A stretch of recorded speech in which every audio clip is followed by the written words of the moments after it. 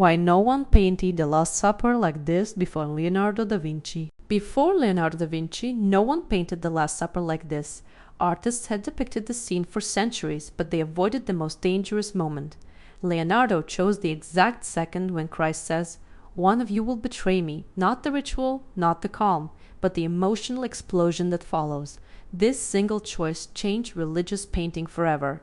Before Leonardo, the Last Supper had been painted for centuries, but almost always in the same way. In Byzantine and medieval traditions, the scene focused on symbolism, not psychology. Christ appeared distant and divine, often with a halo, sometimes even duplicated in Eucharistic scenes, emphasizing ritual rather than human presence. A clear example is the 6th century mosaic in Sant'Apollinare Nuovo in Ravenna. Christ sits calmly, monumental, and untouchable, while the apostles form a quiet, ordered semicircle around the table. There is no shock, no tension, no emotional rupture. In medieval art, the focus shifted even further toward doctrine. The Last Supper often became an image of the Eucharist itself, sometimes excluding Judas entirely, sometimes replacing him with the Apostle Paul. The scene was meant to explain theology, not to explore human reaction. Even in early Renaissance interpretations, emotion remained restrained. In Andrea del Castagno's Last Supper in Florence, the apostles appear solemn and deeply saddened, but still controlled. Judas is clearly separated, placed alone on the opposite side of the table, visually marked as the traitor. Most artists followed this rule: isolate Judas to explain the story.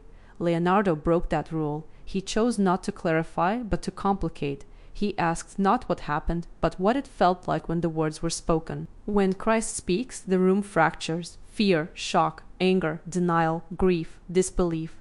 The apostles break into groups of 3, each reacting differently. Only Christ remains still. His calm forms a stark contrast to the chaos around him. He already knows his fate and accepts it.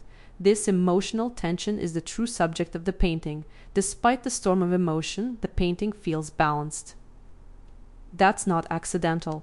Leonardo uses a strict, almost mathematical composition.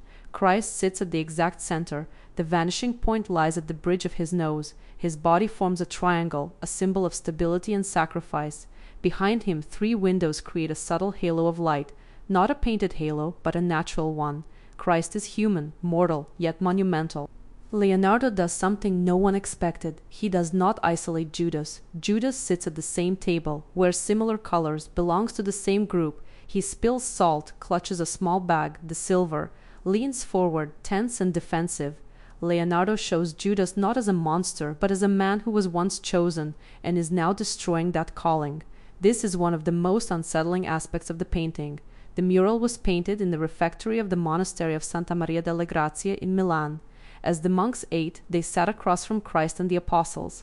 The painting turns every viewer into a participant. Christ's presence extends beyond the wall, a silent invitation. Everyone is included. Disciples, sinners, even betrayers. All are equal before God. Technically, the Last Supper is not a true fresco. Leonardo refused to work on wet plaster. He wanted time, he wanted control, he wanted detail. So he painted on dry plaster using an experimental technique.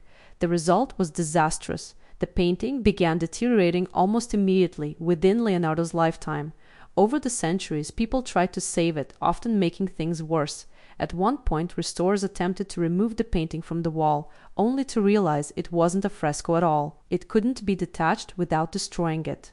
Others repainted entire sections, changing faces, expressions, even gestures, not restoring Leonardo but replacing him. During the Napoleonic Wars, the refectory was used as a stable. Later, during World War II, the monastery was heavily bombed. The walls around the painting collapsed. Only sandbags and scaffolding saved it from complete destruction. By the 20th century, the Last Supper was barely recognizable. Only then did conservators finally understand that the goal was not to repaint, but to preserve what remained. The most careful restoration took over 20 years. Layer by layer, later editions were removed. What emerged was fragile, incomplete, faded, but closer to Leonardo's original vision than anyone had seen in centuries. What we see today is not the painting Leonardo created, but the painting that survived. And perhaps that is the true miracle. Leonardo proved something essential, that tradition can be broken, that risk is part of creation, that art becomes eternal not by following rules, but by daring to do what no one has done before. He chose emotion over perfection. human truth over sacred distance. And that is why this image still speaks to us. The Last Supper is not about betrayal alone. It is about the moment when faith, fear, love, and doubt exist at the same table.